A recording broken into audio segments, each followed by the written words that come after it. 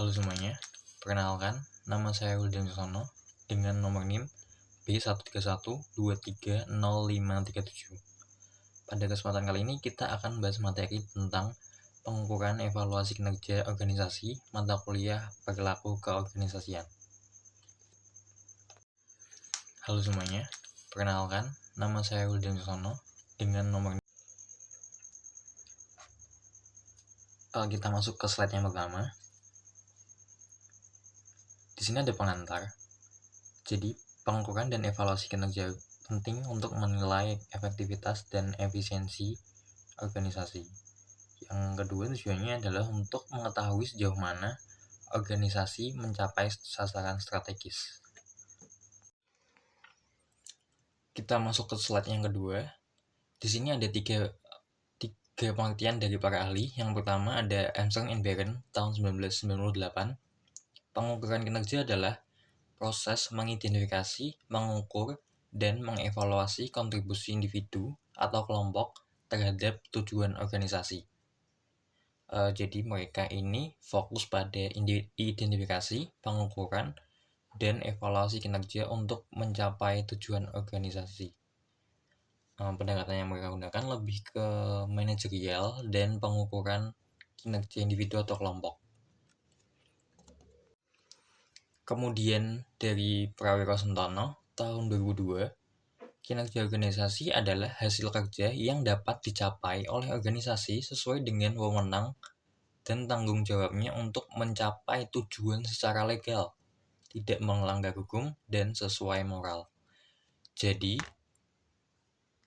Prawiro Sentono ini fokus pada hasil kerja organisasi secara keseluruhan, menekankan pada output organisasi yang dicapai sesuai dengan wewenang, tanggung jawab, hukum, dan moral.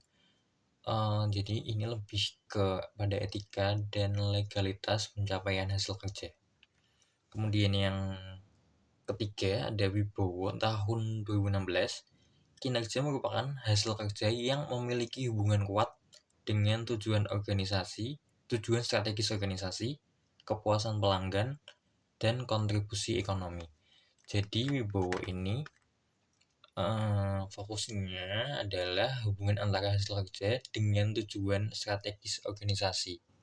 Menekankan keterkaitan kinerja dengan strategi, kepuasan pelanggan, dan kontribusi ekonomi. Kemudian pendekatannya lebih ke strategis dan hasil jangka panjang. Kita masuk ke slide yang ketiga. Tujuan pengukuran kinerja yang pertama, menilai pencapaian tujuan organisasi. Yang kedua, memberi dasar pengambilan keputusan manajerial. Yang ketiga, mendorong peningkatan efisiensi dan efektivitas kerja. Yang keempat, memberi dasar pemberian penghargaan dan evaluasi SDM. Yang kelima, meningkatkan akuntabilitas dan transparansi organisasi.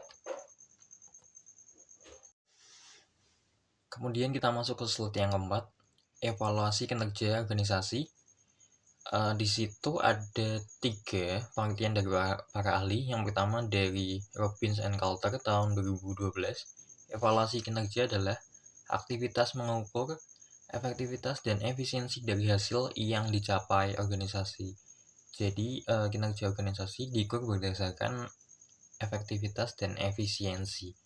Kemudian dari Gomez tahun 2003, evaluasi bertujuan untuk memperbaiki hasil kerja masa depan dan mengembangkan potensi karyawan serta sistem organisasi.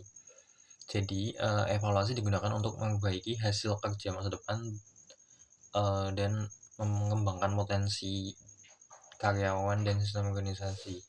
Pembelajaran ini bertujuan untuk meningkatkan berkelanjutan atau future improvement karyawan. Kemudian yang terakhir ada Tesler tahun 2015. Evaluasi digunakan untuk menentukan tingkat pencapaian dan memberikan umpan balik guna memperbaiki kinerja. Evaluasi kayak sebagai alat feedback dan meningkatkan kualitas kinerja. Feedback ini bisa berupa reward and punishment. Oke, lanjut ke slide selanjutnya. Kemudian kita masuk ke slide yang kelima, ada langkah-langkah evaluasi kinerja.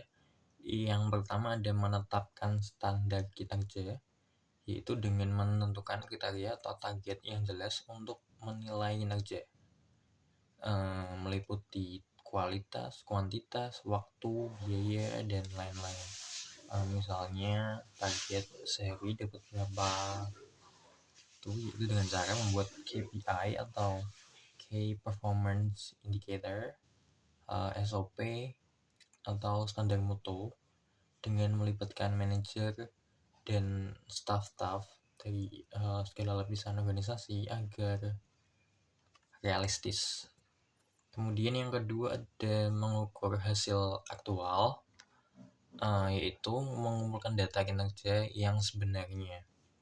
Kemudian yang ketiga ada membandingkan hasil dengan standar, yaitu dengan membandingkan data aktual atau selisih target untuk melihat perbandingan. Kemudian yang keempat ada menentukan penyebab perbedaan, yaitu analisis kenapa terjadi gap antara hasil dan standar.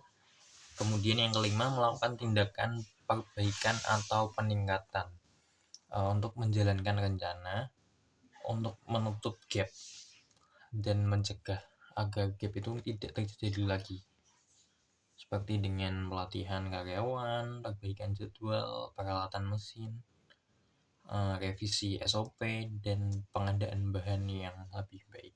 Kemudian ke slide yang keenam. Kemudian di slide yang keenam ada metode pengukuran dan evaluasi. Yang pertama ada Balance Scorecard dari Kaplan and Norden. Balance Scorecard adalah suatu kerangka kerja yang digunakan untuk mengukur dan mengelola kinerja suatu organisasi dengan pendekatan yang seimbang. Yang kedua ada Key Performance Indicator atau KPI, adalah alat ukur yang digunakan untuk menilai seberapa efektif suatu organisasi dalam mencapai tujuan dan sasaran yang telah ditetapkan. Kita masuk ke slide yang ketiga. Tujuan pengukuran kinerja. Yang pertama, menilai pencapaian tujuan organisasi. Yang kedua, memberi dasar pengambilan keputusan manajerial. Yang ketiga, mendorong peningkatan efisiensi dan efektivitas kerja. Yang keempat, memberi dasar pemberian penghargaan dan evaluasi SDM. Yang kelima, meningkatkan akuntabilitas dan transparansi organisasi.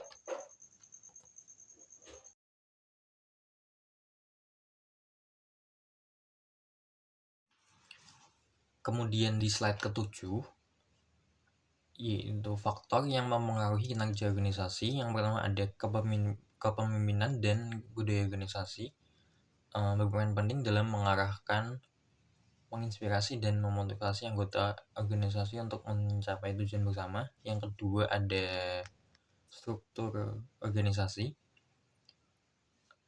pembagian tugas, wewenang, dan tanggung jawab antar bagian. Struktur yang jelas dapat membantu koordinasi kerja dan mempercepat pengambilan keputusan. Yang ketiga ada kompetensi SDM. Kompetensi SDM menentukan sejauh mana karyawan mampu menjalankan tugas secara profesional. Kemudian yang keempat ada sistem reward and punishment dan motivasi. Reward meningkatkan semangat dan loyalitas kerja, punishment sanksi, menjaga disiplin dan tanggung jawab. Motivasi di sini menjadi pendorong utama agar karyawan bekerja dengan optimal untuk mencapai target. Kemudian yang kelima ada teknologi, dan yang keenam ada lingkungan eksternal. Misal faktor di luar kendali organisasi dapat mempengaruhi kestabilan organisasi, termasuk kondisi politik, ekonomi, sosial, hukum, dan teknologi di sekitar organisasi. Contohnya adalah inflasi, perubahan kebijakan pemerintah, dan strategi perusahaan. Kemudian di slide ke-8 ada conclusion atau kesimpulan. Yang pertama, pengukuran dan evaluasi kinerja membantu organisasi mengetahui posisi dan kemajuan. Kemudian yang kedua, evaluasi dapat menjadi alat penting untuk pengambilan keputusan sebuah organisasi. Kemudian yang ketiga, kinerja yang baik harus diukur dari berbagai aspek. bukan hanya finansial dan SDM, tetapi juga proses output dan input.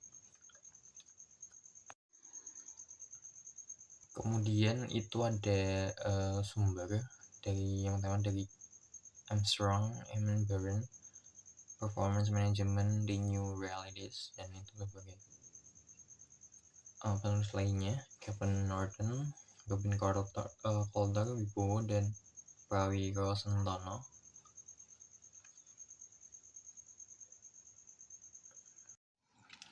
Terima kasih telah mengikuti video pembelajaran saya kali ini. Semoga menambah wawasan dan bermanfaat bagi kalian. Jika sekiranya video ini membantu, silahkan tekan tombol like, comment, and subscribe. See you. Assalamualaikum warahmatullahi wabarakatuh.